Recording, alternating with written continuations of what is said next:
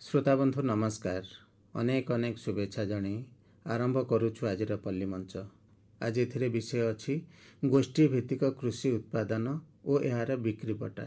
गोटे महत्वपूर्ण विषय आमे जानिछे एवं अनुभव करुछे मध्य। मिलित भावरे गोटे काम कले ता केते सहज और आनंददायक होइथाय। जनक द्वारा जा करा जाय न पारे अन्य जनक साहाय्य ता करिबा संभव होइथाय। गोटे कामरे जेते जनक शारीरिक बल समय किंबा ज्ञान अभिज्ञता प्रयोग हेबो से काम सेते शीघ्र एवं उन्नत हेबो। एकता ही बल सहजरे अनुभव करि हेबो। एई काम एई चिंताधारा आम पारिवारिक जीवन रु आरंभ होई राष्ट्रीय स्तर पर्यंत प्रযোज्य। श्रोताबंधु, गोष्ठी भित्तिक कृषि उत्पादन और यार बिक्रीपटा सेमती गोटे मिलित प्रयास जा आम चाष और चाषी आय बढ़ेबारे बहुत साहाय्य करुछि। कृषि क्षेत्र में चाष करने ठारू आरंभ करी बिक्रीपटा पर्यंत जदि आमे एकाठी हेबा आधुनिक सुविधा सुजोगर व्यवहार करिबा तेबे आमे आमर बहु असुविधा को दूर करि परिबा, लाभ पाई परिबा। विशेषज्ञ ठारू ए विषय रे आमे अनेक कथा जानिबा सुनिबा। श्रोता बंधु, संध्या समय भक्ति गीतटे सुनी तापरे आलोचना को जिबा। पतित जनंकु उद्धारिबा पाई उड़ाऊ अछ पताका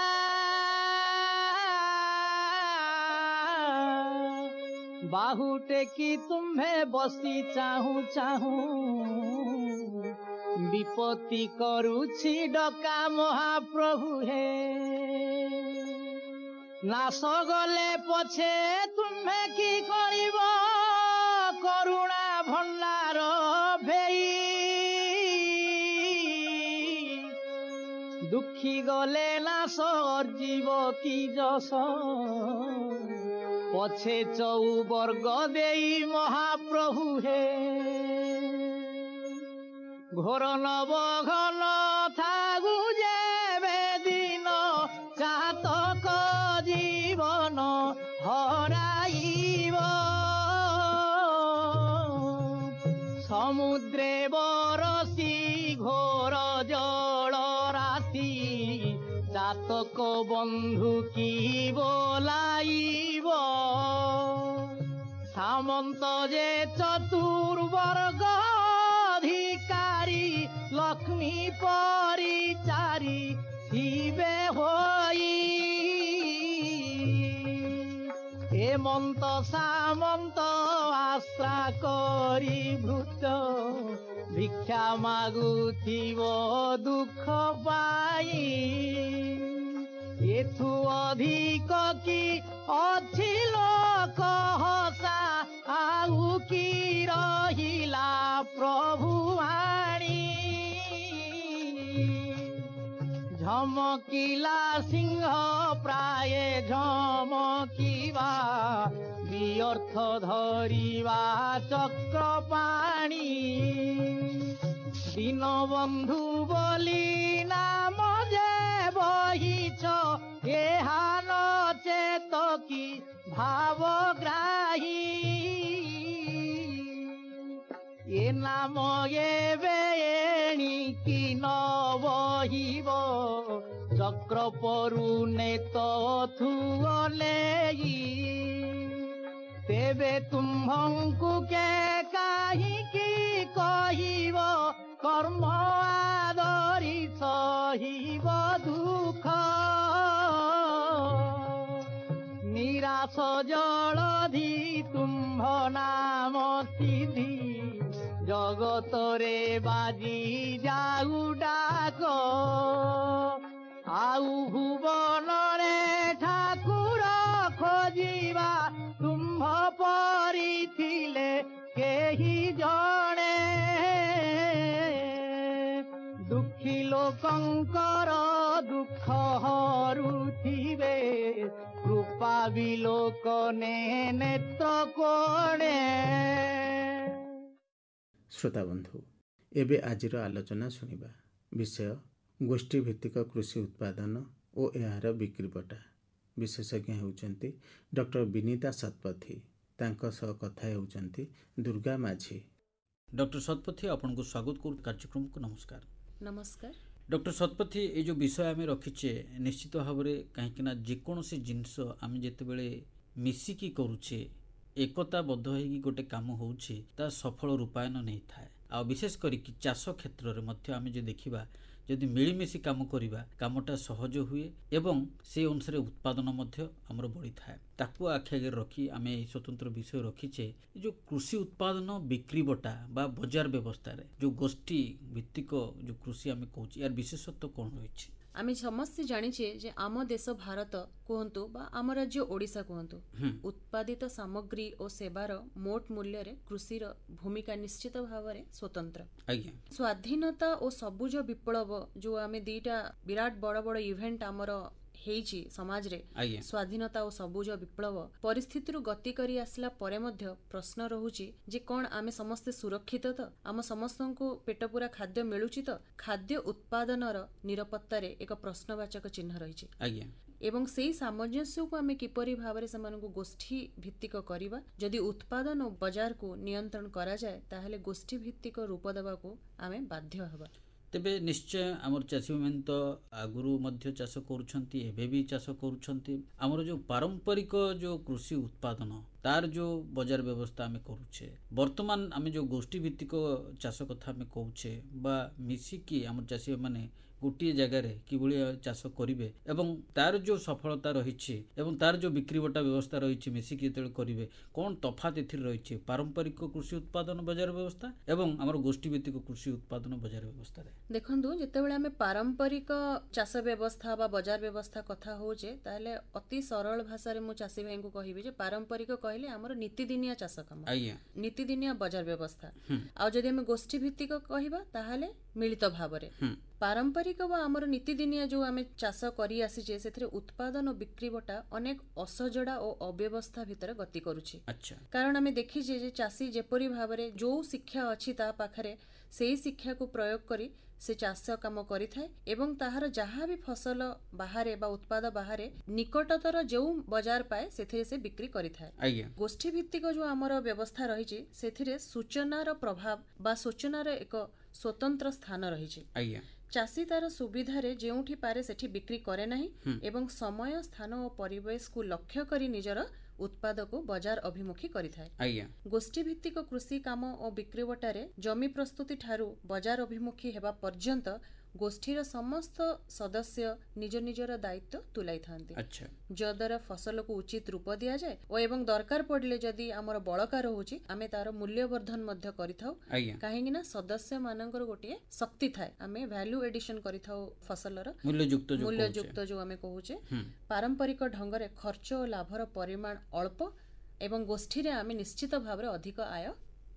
तेबे गोष्ठी भित्तिक कृषि उत्पादन आ बिक्री बटा व्यवस्थार जो विशेषत्व रही मापकाठी जोटा रही सेगुड़िक कौन से विषय टिके धारणा देबे? गोष्ठी भित्तिक जेतेबेले आमे कहूछु बा कोनोसी पदार्थ भित्तिक आमे जदि करूछु बा मिलित सांगठनिक भाबरे जदि आमे चाष काम एवं बिक्री बटा व्यवस्था करूछु हमर अनेक गुडी जिंस अछि जोथरे कि आमे तार सफलता को मापी परिबा किंतु हमर ई चाषी भाई मानको अल्प समय रे मु 2-3टी विशेष जिंस उपरे आलोकपात करिया को चाहिबी। प्रथम जिंस होची कृषक बाजार जो आमे समस्त देखिए जे आम राज्य रे कृषक बाजार परिस्थिति खूब खराब जने चाषी और खाउटीर प्रथम प्रकृत परिचय जो कहू सेटा आमे समस्त जानिछे जे गाँ हाट बा ग्रामीण बाजार रो ही मिली थाए। नियंत्रित बाजार व्यवस्था रे कृषक एक निर्धारित मूल्य पाए और चाष करिवार आग्रह मध्य तार बेसी वृद्धि हुए बा सृष्टि मध्य हुए नूतन भावरे।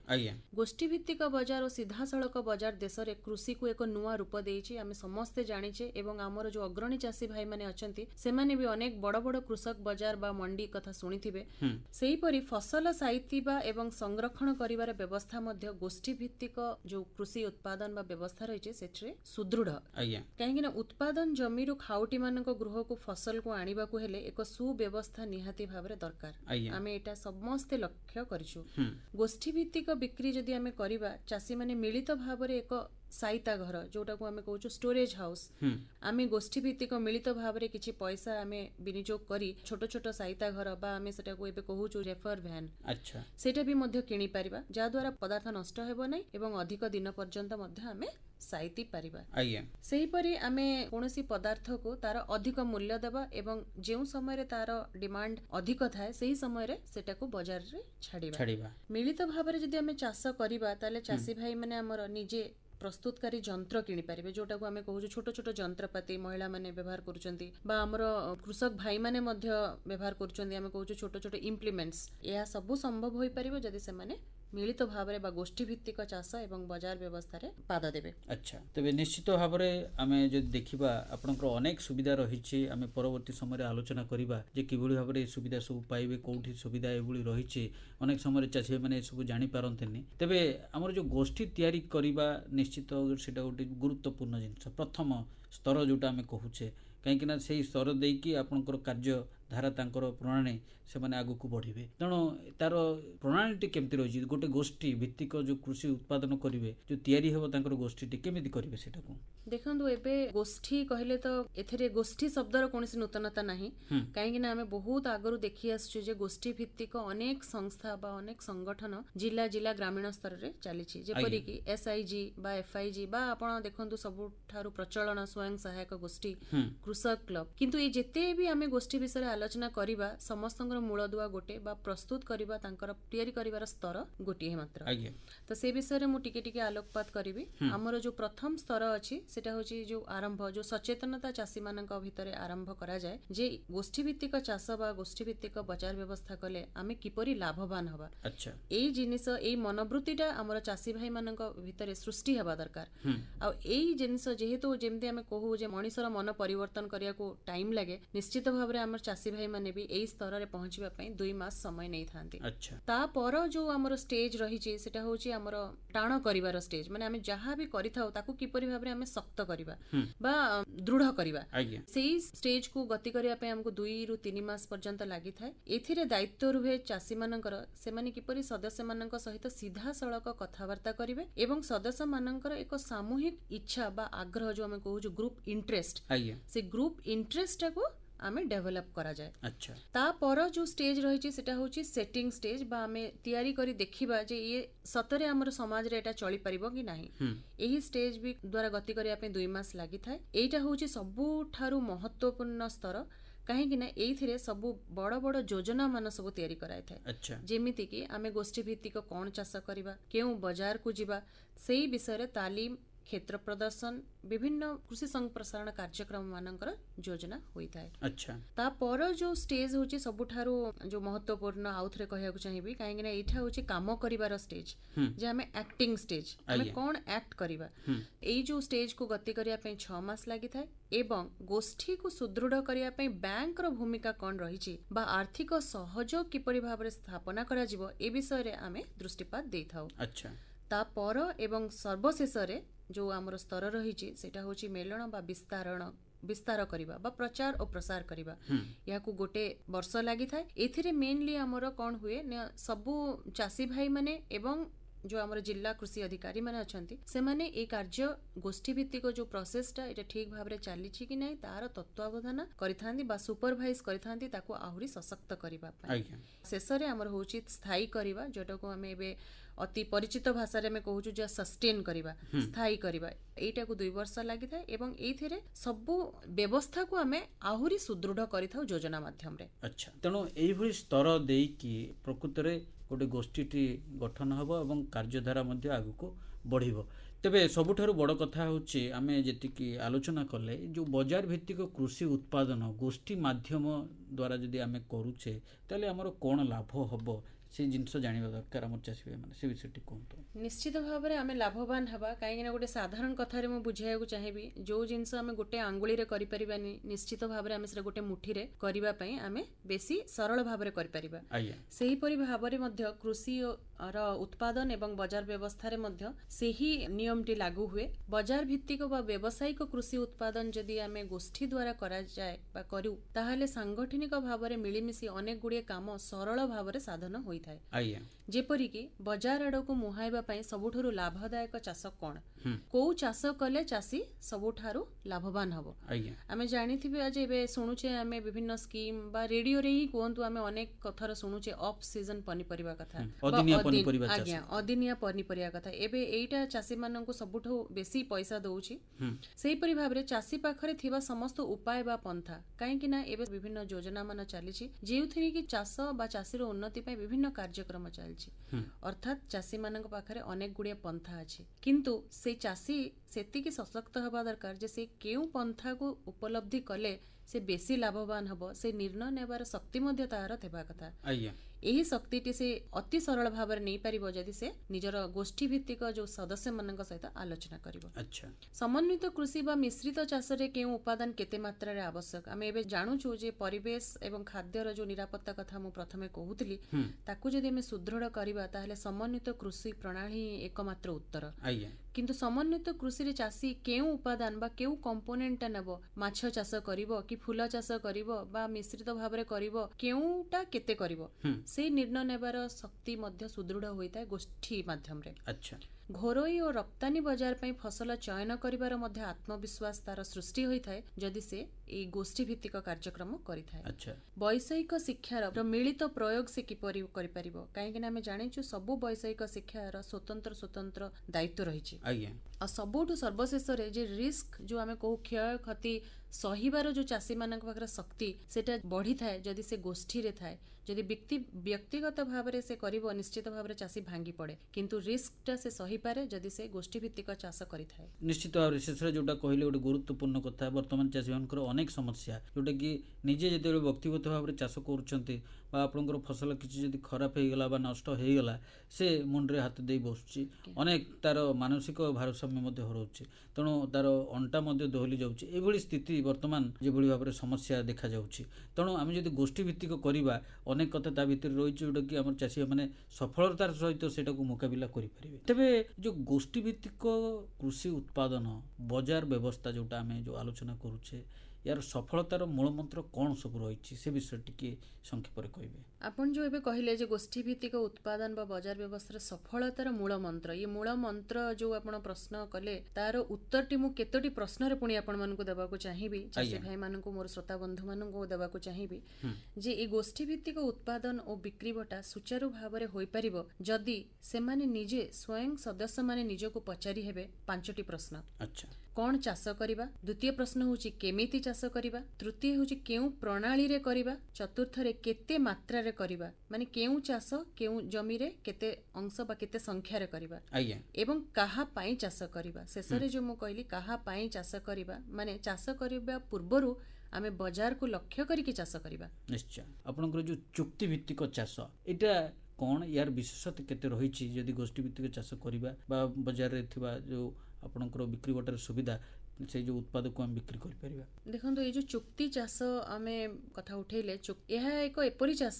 जोठी उत्पादक बा हमर उत्पादक कहले हमर प्रोड्यूसर जो चासी भाई माने ताको हम उत्पादक कहूछु एवं क्रेता जो माने किणुचंदी बा खाउटी बा व्यापारी एई जो दी जनक मध्य रे एक चुक्ति लिखित बा मौखिक आकार रे होई थाए। अच्छा, उत्पादन एवं बिक्री करिवार किछि कंडीशन को नेकी निजर पारिश्रमिक यंत्र एवं समय अनुଯାयी चाष काम गुड़िक करा जाए एवं क्रेता कौन करे उत्पादन को एक निर्धारित समय स्थान और मूल्य रे किणी नै थाए। एहा द्वारा चासी उचित मूल्य पाए सत कथा एवं निर्दिष्ट बाजार मध्य पाई थाए। कहीं ना आम जो आलोचना करूथिले जे चासी जेउठी सुविधा पाए से सेठी तार निजर जिनस को बिक्री करि थाए। सेही परि आम राज्य रे हाई वैल्यू प्रोडक्ट जो रहिछि जोटा कि हमर उच्च दर रे बिक्री होछि जो उत्पाद गुडका ता ऊपर ए कॉन्ट्रैक्ट फार्मिंग को साधारण ए चुक्ति चाष रखा जाय थाए। समस्त चाष ऊपर रखा जायनी बा समस्त फसल उत्पाद ऊपर रखा जायनी एवं अनेक क्षेत्र रे जेपरि कि बनानीकरण जोटा हम कहूछु फॉरेस्ट्री व्यावसायिक सूक्ष्म फूल चाष सघन माछ चाष एई गुडा रे चुक्ति चाष विशेष भाव रे सफल तेज निश्चित भाव में यहाँ गोटे गुरुत्वपूर्ण कथा अनेक समय आम चाषी मैंने यार सुविधा कौटी मिल कि करेंगे हूँ तो गोष्ठी भित्तिक चाष ही संभव हो पारे। तेज गोष्ठी भित्तिक चाष पद्धति आमर श्रोता बंधु जो मैंने सब शुणुवे आपण कथा ସେ ଅନେକ କଥା ଜାଣିପାରିଥିବେ, ତାଙ୍କ ପାଇଁ କ'ଣ ପରାମର୍ଶ ରହିବ? ପ୍ରଥମରେ ତ ମୋର ପରାମର୍ଶ ଏହା ରହିବ, ଯେହେତୁ ଆମେ ଆଲୋଚନା ଆଜି କରୁଛୁ ଗୋଷ୍ଠୀ ଭିତ୍ତିକ ଚାଷ ବା ଗୋଷ୍ଠୀ ଭିତ୍ତିକ ଉତ୍ପାଦନ ବିକ୍ରି ବଟା ବ୍ୟବସ୍ଥା ପାଇଁ, ନିଶ୍ଚିତ ଭାବରେ ମିଳିତ ଭାବରେ ଚାଷ କରନ୍ତୁ, ସଂଗୋଷ୍ଠୀ କରନ୍ତୁ, ଗୋଷ୍ଠୀ ଭିତ୍ତିକ ଚାଷ କାମ କରନ୍ତୁ। ଉନ୍ନତ ମାନର ଯୋଉ ଆମର ଯୋଉ କୃଷି ସମ୍ପ୍ରସାରଣ ବ୍ୟବସ୍ଥା ରହିଛି, ବିଶେଷ କରି ଯୋଉ ମାଧ୍ୟମରେ ବା ଚାଷୀ ମାନଙ୍କ ପାଖରେ ସବୁ ତଥ୍ୟକୁ ପହଞ୍ଚା ଯାଉଛି, ଯୋଉ ରେଡିଓ ହଉ ବା ଟିଭି ହଉ ବା ଇଲେକ୍ଟ୍ରୋନିକ ମିଡିଆ ଅନ୍ୟ ଯେତିକି ଅଛି, ତାର ପ୍ରଚାର ପ୍ରସାର କରିବା ଦ୍ୱାରା ଆମେ ସମସ୍ତେ ଜାଣିଛେ ଯେ ଚାଷୀ ଭାଇ ଓ କୃଷିଜୀବୀ ମହିଳା ମାନଙ୍କର ବୈଷୟିକ, ସାମାଜିକ, ଆର୍ଥିକ ଦକ୍ଷତା ବୃଦ୍ଧି ପାଇଛି। ସେହିପରି ଗୋଷ୍ଠୀ ଭିତ୍ତିକ ଚାଷ ପ୍ରଣାଳୀ ବା ସିଷ୍ଟମ ଯୋଉ ଆମର ରହିଛି,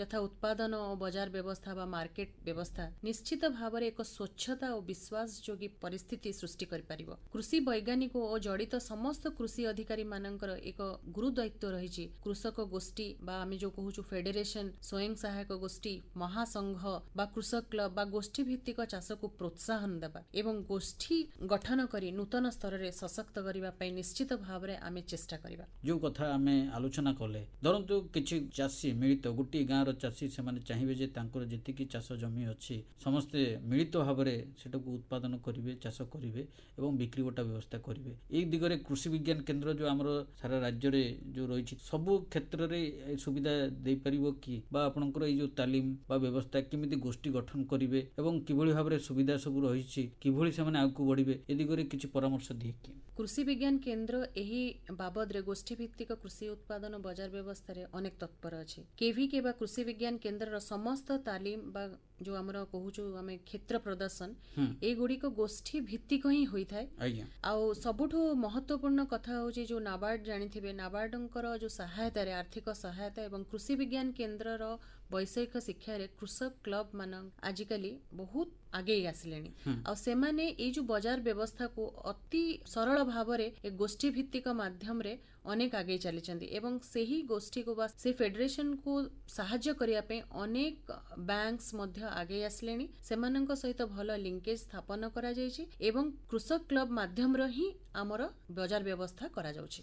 ତେବେ ଶେଷରେ ଆଉ କିଛି କହିବେ ଯୋଉଟା ଆମର ଯେଉଁ ଚାଷୀମାନେ ଶୁଣୁଥିବେ ଆପଣଙ୍କ କଥା, ଯେଉଁମାନେ ଗୋଷ୍ଠୀ ଭିତ୍ତିକ ଚାଷ କରୁନାହାନ୍ତି ବା ଏ ସମ୍ବନ୍ଧରେ ତାଙ୍କର ଧାରଣା ବି ନାହିଁ ଯେ ପ୍ରକୃତରେ ଏହା ଯଦି ଆମେ ଗୋଷ୍ଠୀ ଭିତ୍ତିକ କୃଷି ଉତ୍ପାଦନ କରୁଛୁ ତାହେଲେ ବିକ୍ରି ବଟାର ବି କିଛି ଅସୁବିଧା ନୁହେଁ, ଆମର ଅଧିକ ବି ଅମଳ ହେବ, ସମସ୍ତ ସୁବିଧା ସହଜରେ ସବୁ କିଛି ହେଇଯିବ, ଏ ଦିଗରେ ଆପଣ କ'ଣ କହିବେ? ଆମର ଯୋଉ ଭାଇମାନେ ଆମର ବ୍ୟକ୍ତିଗତ ଭାବରେ କରୁଛନ୍ତି, ନିଶ୍ଚିତ ଭାବରେ ତାଙ୍କର କିଛି ସ୍ୱତନ୍ତ୍ର ରହିଛି ଜିନିଷ ଯୋଉଥିପାଇଁ କି ସେମାନେ ହୁଏତ ତାଙ୍କର ବେଶୀ ଜମି ନାହିଁ, ହୁଏତ ତାଙ୍କ ସ୍ତରରେ ଗ୍ରାମୀଣ ସ୍ତରରେ ତାଙ୍କୁ ସେମିତି କେହି ଶିକ୍ଷା ବା ପ୍ରୋତ୍ସାହନ ଦେଇନାହିଁ ଗୋଷ୍ଠୀ ଭିତ୍ତିକ ଚାଷ କରିବା ପାଇଁ। କିନ୍ତୁ ନିଶ୍ଚିତ ଭାବରେ ମୁଁ ସନ୍ଦେଶ ଦେବି ମୋର ଯୋଉ ଚାଷୀ ଭାଇମାନଙ୍କୁ, ସେମାନେ ଯେତେ ଦୂର ସମ୍ଭବ ସେମାନେ ଗୋଷ୍ଠୀ ଭିତ୍ତିକ ଚାଷ କରନ୍ତୁ ଏବଂ ଗୋଷ୍ଠୀ ଭିତ୍ତିକ ଯୋଉ ଚାଷ କରିବାରେ ଗୋଟିଏ ଗୋଟିଏ ପଦାର୍ଥକୁ ନେଇକି ଗଢନ୍ତୁ। ଯେପରିକି ମୋର କହିବାର ଅର୍ଥ ହଉଛି ଯେ ସମସ୍ତେ କିଏ ମନେ କରନ୍ତୁ ବାଇଗଣ କଲା, ଟମାଟୋ କଲା ବା ଆମର ଲଙ୍କା, ଫୁଲକୋବି ସବୁ କଲେ, ସବୁ ମିଶିକରି ବଜାରକୁ ଯିବା ଅପେକ୍ଷା ଯଦି ଆମେ ଗୋଟେ ଗୋଷ୍ଠୀ ତିଆରି କରିବା ଯେ ଖାଲି ସବୁ ଭାଇମାନଙ୍କଠୁ ଟମାଟୋ ଗୁଡାକୁ ନେଇକି ଗୋଟେ ସ୍ୱତନ୍ତ୍ର ବଜାରରେ ପହଞ୍ଚାଇ ପାରିବ, ସେହିପରି ଆଉ ଗୋଟେ ଗୋଷ୍ଠୀ ଆମେ ତିଆରି କରିବା ଯୋଉଟାକୁ ଆମେ କହୁଛୁ କମୋଡିଟି ମାର୍କେଟ ବା ଗୋଟିଏ ପଦାର୍ଥକୁ ନେଇକି ବଜାର ବ୍ୟବସ୍ଥା, ଉପାଦାନକୁ ନେଇକି ବଜାର ବ୍ୟବସ୍ଥା, ଏହି ବଜାର ବ୍ୟବସ୍ଥା ସେମାନେ କରିପାରିବେ। ଏବଂ ଏଥିରେ କ'ଣ ହୁଏ, ମାର୍କେଟର ଯୋଉ ବଜାର ବ୍ୟବସ୍ଥା ବିଷୟରେ ଆମେ ଏତେ ଆଲୋଚନା କଲେ, ଏଇଥିରେ ଏଇଗୁଡାକ ବଡ ପ୍ରାଞ୍ଜଳ ଭାବରେ ହେଇଥାଏ, ଯେମିତିକି ଉଚିତ ଖାଉଟି ବି ଉଚିତ ଦରରେ ଜିନିଷ କିଣିଥାଏ ଏବଂ ଚାଷୀ ମଧ୍ୟ ଉଚିତ ଦରରେ ତା ଜିନିଷଟାକୁ ବିକିଥାଏ। ତେବେ ଏ ଯୋଉ କୃଷି ବିଜ୍ଞାନ କେନ୍ଦ୍ର ରହିଛି ବା ରାଜ୍ୟ ସରକାରଙ୍କର ଯୋଉ କୃଷି ବିଭାଗ ରହିଛି ବା ଉଦ୍ୟାନ ବିଭାଗ ରହିଛି, ଏ ଦିଗରେ ସାହାଯ୍ୟ ସହଯୋଗ ଯୋଗାଇ ଦେଇପାରିବେ କି? ନିଶ୍ଚିତ ଭାବରେ ଅନେକ ସ୍କିମ୍ସ, ପ୍ରୋଜେକ୍ଟସ ବା ପ୍ରୋଗ୍ରାମସ ଆମର ଅଛି ଯାହାକି ଖାଲି ଗୋଷ୍ଠୀ ଭିତ୍ତିକ ଚାଷ କରିବା ପାଇଁ ହିଁ ପ୍ରୋତ୍ସାହନ ଦେଉଛି। ତାମାନେ ଆଶା କରିବା ନିଶ୍ଚିତ ଭାବରେ ଆମର ଚାଷୀମାନେ ଯୋଉମାନେ ଚାଷ କରୁଛନ୍ତି କେବଳ ପାରମ୍ପରିକ ନିଜେ ବ୍ୟକ୍ତିଗତ ଭାବରେ ଆମେ ଚାଷ ନ କରି ନୂଆ ଜ୍ଞାନ କୌଶଳ ଯୋଉଗୁଡ଼ିକ ଆସିଛି ଗୋଷ୍ଠୀ ଭିତ୍ତିକ ଯଦି ଆମେ ଚାଷ କରିବା ନିଶ୍ଚିତ କୌଣସି ସମସ୍ୟା ଏଥିରେ ରହିବନି, ଉତ୍ପାଦ ମଧ୍ୟ ସୁରୁଖୁରୁରେ ଆମେ ବିକ୍ରି କରିଦେଇ ପାରିବା ଆଉ ଲାଭ ସେ ଅନୁସାରେ ପହଞ୍ଚି ପାରିବ ଚାଷୀମାନଙ୍କ ପାଖରେ ବେଶୀ ଭାଗ ଏବଂ ଖାଉଟି ମଧ୍ୟ ନିଶ୍ଚିତ ଭାବରେ ଉପକୃତ ହେବେ। ତେବେ ଯାହା ହଉ ଡକ୍ଟର ଶତପଥୀ ଆପଣ ଆସିଲେ କାର୍ଯ୍ୟକ୍ରମ এই আলোচনা ପାଇଁ ଆପଣଙ୍କୁ ବହୁତ ବହୁତ ଧନ୍ୟବାଦ। ନମସ୍କାର। ଧନ୍ୟବାଦ।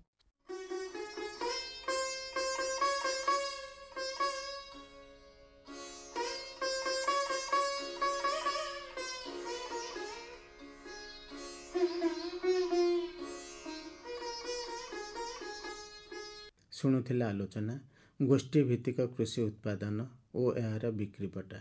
ବିଶେଷଜ୍ଞ ଥିଲେ ଡକ୍ଟର ବିନିତା ଶତପଥୀ। ତାଙ୍କ ସହ କାର୍ଯ୍ୟକ୍ରମରେ ଭାଗ ନେଇଥିଲେ ଦୁର୍ଗା ମାଝୀ। ଆଶା କରୁଛୁ ଆଲୋଚନା ଶୁଣି ଉପକୃତ ହେବେ, ଗୋଷ୍ଠୀ ଭିତ୍ତିକ କାର୍ଯ୍ୟରେ ସହଯୋଗ କରିବେ ଏବଂ ଏହାର ସଫଳତା ଉପଭୋଗ କରିବେ। ସବୁ କାମ ଭିତରେ ସ୍ୱାସ୍ଥ୍ୟର ଯତ୍ନ ନେବା କଥା ଭୁଲିବେନି। ସ୍ୱାସ୍ଥ୍ୟ ହିଁ ସମ୍ପଦ। ଏହାର ସୁରକ୍ଷା ପ୍ରଥମେ ନିଜ ହାତରେ। ଏବେ ଟାଣ ଖରା, ଅଂଶୁଘାତର ଭୟ। ବାହାରକୁ ଗଲେ ସାଙ୍ଗରେ ପିଇବା ପାଣି ନେବେ। ନିହାତି କାମ ନଥିଲେ ଘରେ ରହିବେ। ଆମ ସହ ରହୁଥିବା ଗୃହପାଳିତ ପଶୁପକ୍ଷୀଙ୍କ ଯତ୍ନ ନେବେ। କାର୍ଯ୍ୟକ୍ରମ ଆଜି ପାଇଁ ଏତିକି। ରହୁଛୁ।